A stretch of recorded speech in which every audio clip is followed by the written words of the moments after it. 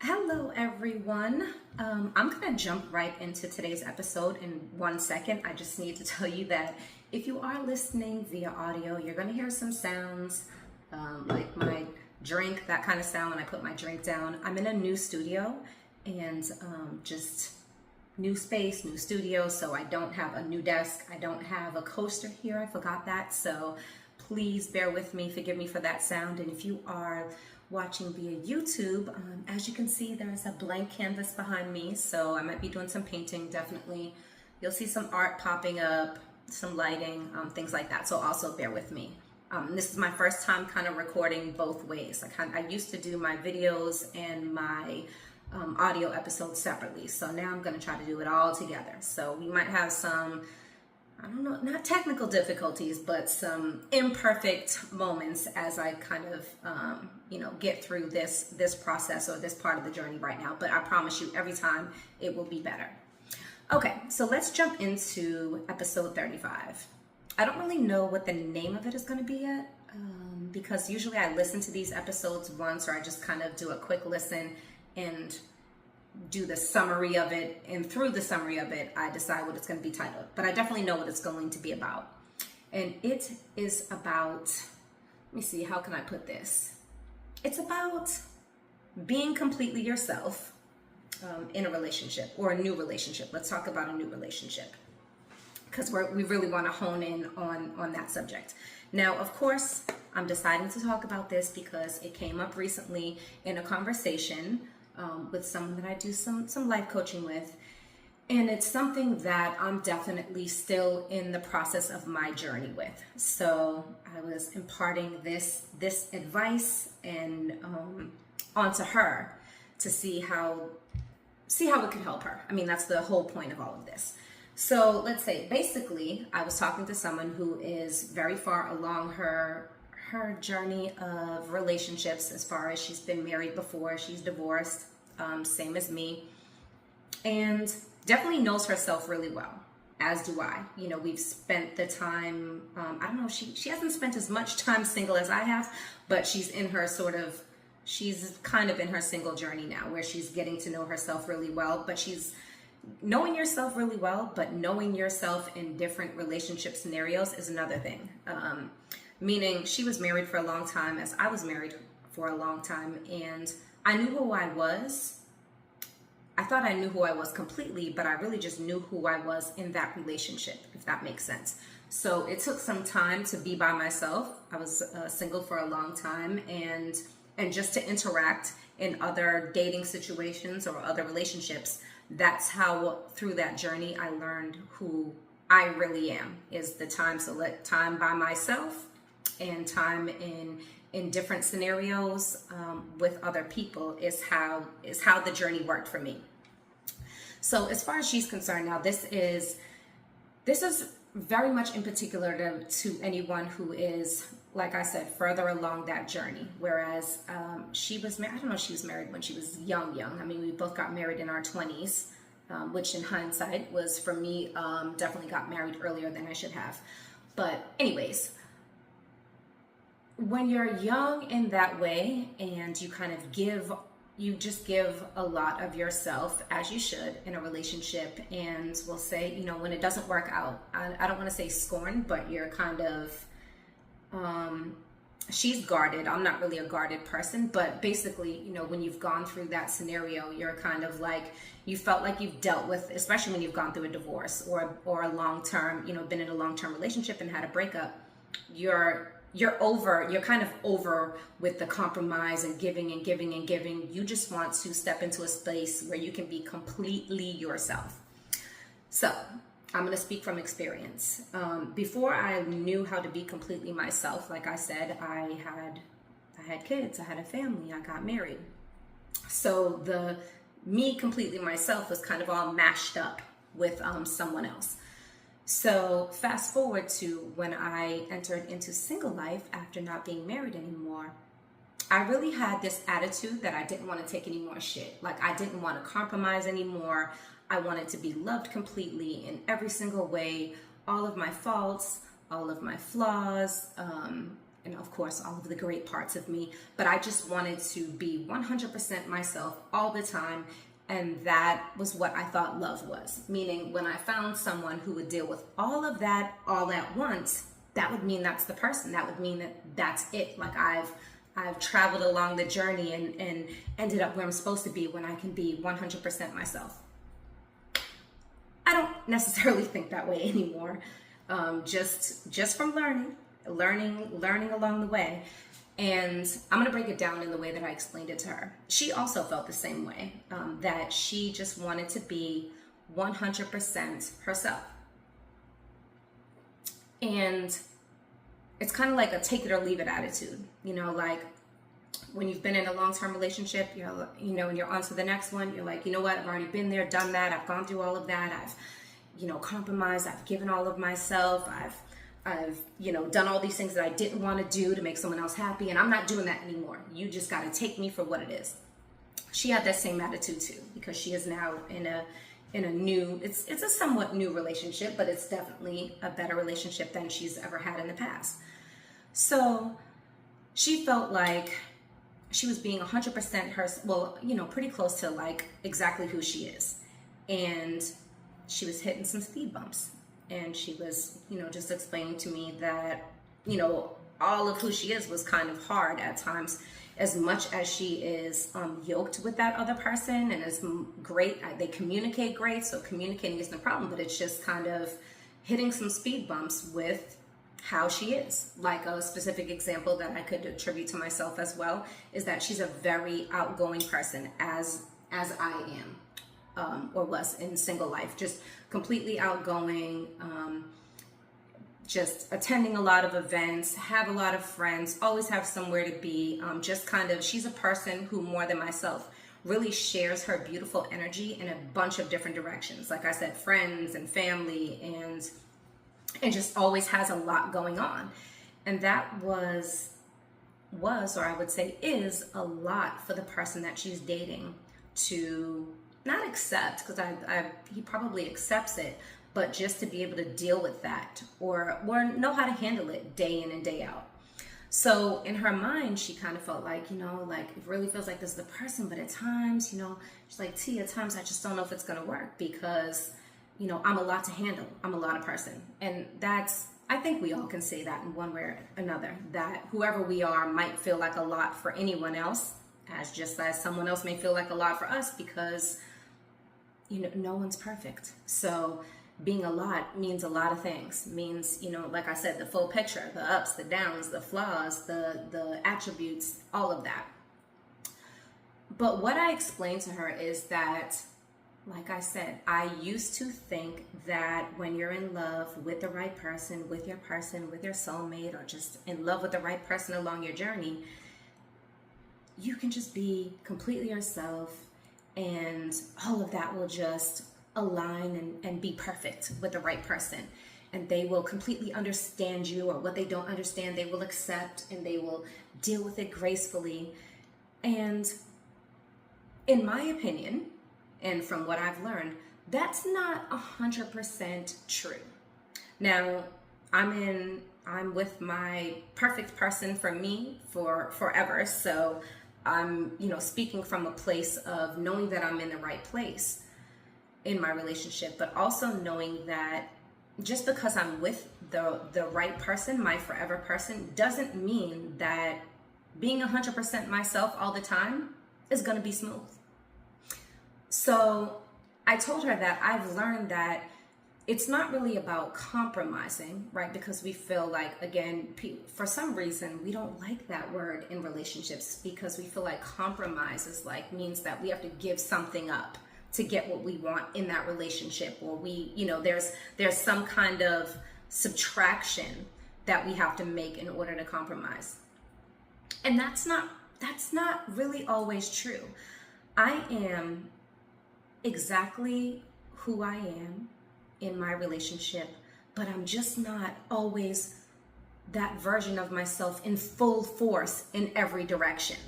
So let me try to think of an example here. I am, like I'm a person that sticks up for people, right? I always like hence why I'm doing life coaching, is that I just always want to understand what someone's going through. I'm very empathetic. I want to think of it from like a minuscule viewpoint from where they're coming from, listen to their story, kind of step out of it, look at it from the bigger picture. Then I want to apply, my own experience to it and just kind of get this really in-depth view or understanding of what's happening. So that makes me the type of person who just sticks up for people all the time. And my man doesn't always, he's a person who just kind of sits back and listens. So when I was always weighing in on situations, so not with us, but let's say we're hanging out with other people or friends, and people are just kind of like other couples, or there may be another couple that are kind of like talking about their relationship, and some of them were my friends, and I might weigh in and say, oh, well, this is what I think she means, or what about this, or what about that? And it really irritated him that I would do that, because he just kind of, like I said, sits back and listens. That's who he is. And at first I took a lot of offense to that. I felt like, no, like this is who I am.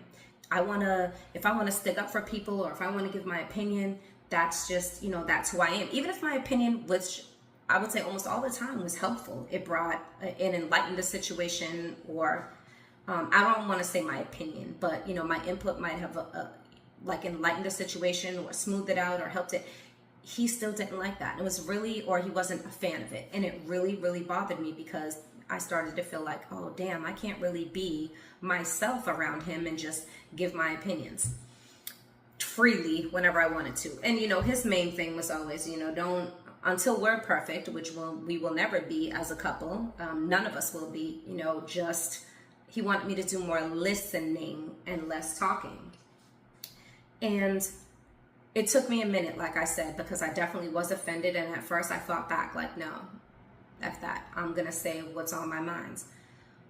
But as I traveled further into this journey with him and with myself, I realized that, that can be who I am. I am that person.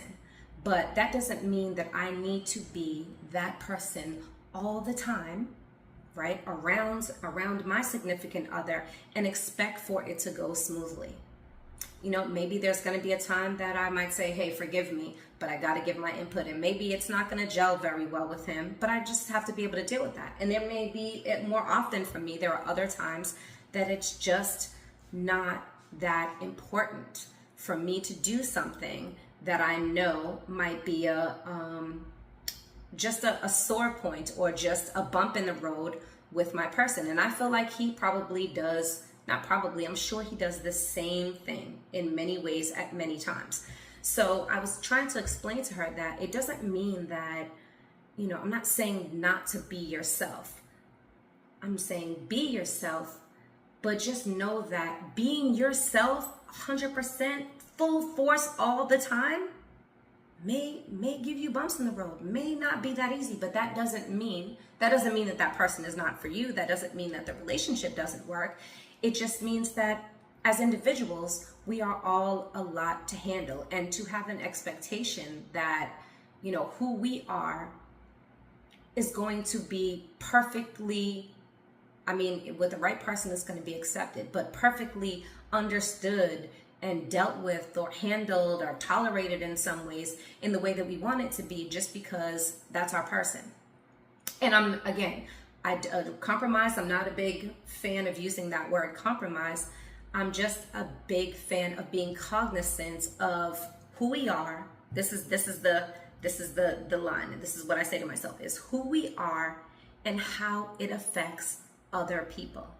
Again, you can apply this to work, you can apply this to friendships, like who we are and how that affects other people. And the same thing, who someone else is, who someone else is, your partner, your friend, a family member, who they are and how it affects us. So I urged her, like I said, and sometimes when you're in the midst of it all, that's a big thing. When you're in the midst of anything like that, it's, especially when we're coming from a very emotional space or place, it's hard to decipher sometimes, in our own mind, like what's right and what's wrong. Really, there's no right and wrong, but really, to decipher, am I being too much? Am I being too emotional? Am I asking for too much? Am I doing this? Am I doing that? It can be hard, so that's why I like, again, Power of the Pause. I forget which episode that is, but please look it up if you haven't listened to it. But Power of the Pause is like, that's when we just have to kind of stop, take a minute, take a beat, and really do some inner reflection and tap into your experience from the past and just say, you know what, when I've done this in the past, or how has it turned out? How did it make me feel? How did it make the other person feel? The more you know yourself, again, that journey, and the more you pay attention to the nuances of your relationship, you can but you can start to gauge where the alignment is going to be and where it might kind of veer off. And sometimes you just got to be yourself, full force, and you just got to deal with what comes with it. Again, friendships, work, family, partner, whatever that is. But being cognizant of the fact that who you are and who someone else is going to have effect on us. And I feel like I can speak for myself. The closer that myself and my man are bonded, the more we're going to affect each other. In good and bad ways. Like, you can't just get the good things that you want. There's going to be another side to it, meaning like the more of a unit you are, the more the closer that you are, the more you're going to build each other up, and the greater you're going to be, the bigger the reward. But the same thing goes for the closer that you are, and when there's something that you do that affects someone else, or something that they do that affects you, then the more it's going to affect you in a negative way if it's something that is not completely aligned. So I guess the best way to explain that is, when you think of a relationship, you think of the bond, you think of the two of you together. Like I said, they should be perfectly yoked and perfectly matched. A bond is together, right? So what happens to one should affect the other. I can go way further into detail on that, but that's a different episode. But as far as, I'm going to do one about a unit, but that bond and that coming together means that, like I said, it's going to affect whatever happens. It's going to affect each other. If you have a bad day, it might affect the other person, because your temperament, the way that you're acting is going to be different, and it's going to affect the other person's energy or the other person's insight on that day. So think of it like this. Like I said, I used to think that my perfect person meant that we aligned perfectly, and they say, okay, the stars have aligned and now we're here, in the right space. Think about stars though. When stars align, if you look up, they're in this huge universe, in this open space. When we're talking about stars aligning in a relationship, you're in the same space. You're in the same mental, spiritual, might be physical space, financial space, all of those things. So you're not in this big, wide open, universe where whatever you do is just, it just flows easily. No, you're in a space together. So know that is going to affect each other. Again, it's a plus. Like I said, it's a plus, because it doesn't mean, if you are who you are, right, at the core, in the right space. But like I said, being exactly who you are in full force is going to affect someone else. So that doesn't mean maybe in your story, in your relationship, in your journey, you are exactly who you are, and when it doesn't go well, you just deal with it. That may be the dynamic in your relationship. I'm guessing that maybe, again, it's not a compromise. You may just hold back sometimes, and want that other person to hold back, or maybe tweak who they are, because not who they are, but tweak what they're doing or their actions, because it's going to affect you. Same goes for us. What we do is going to affect them. So in summary, I was telling, I honestly feel like I am completely who I am. I'm still a person that likes to stick up for people, but I may just more wisely choose the times that I do that, because I know that it's going to affect my partner. And I said the same for her. Don't paint this perfect picture. That was another episode. We fall in love with this love story. A love story isn't perfect. There's, every story has problems that you have to overcome. So know that, if you want to be completely yourself all the time and there be no effects on anyone else, you be single. But the closer, bonded you are with someone, the more yoked, the more space that you're sharing with someone, the more of an effect it's going to have. So that's the point, is, like I said, it's a good thing. If your actions and who you are affect someone else, that's a good thing. That means that you're in the same space, and you all are both choosing to be in that space. Just be mindful of the fact that what we do, what we say, our personality, our temperament, whatever it may be on any given time is going to affect the other person. So you're not compromising, you're just being cognizant and aware of the fact that who we are affects other people, and we make the choices on what's important to us in that moment. Do we want to have a positive effect? Do we want to have a negative effect? Do we want to be completely ourselves and just say everything say or do everything knowing that it's going to have an effect on someone else? Or do we want to kind of take it in and say, you know what, maybe I need to think about the effect that this is going to have on someone else in our shared space. So I hope that makes sense. Makes perfect sense to me, because like I said, I am completely myself, but it's, at work, I would never just say exactly what I would want to say because I know that it's going to affect other people. Same goes for my loving space. This is my person. This is where I'm meant to be, but I know that we're all allowed to handle, he's allowed to handle.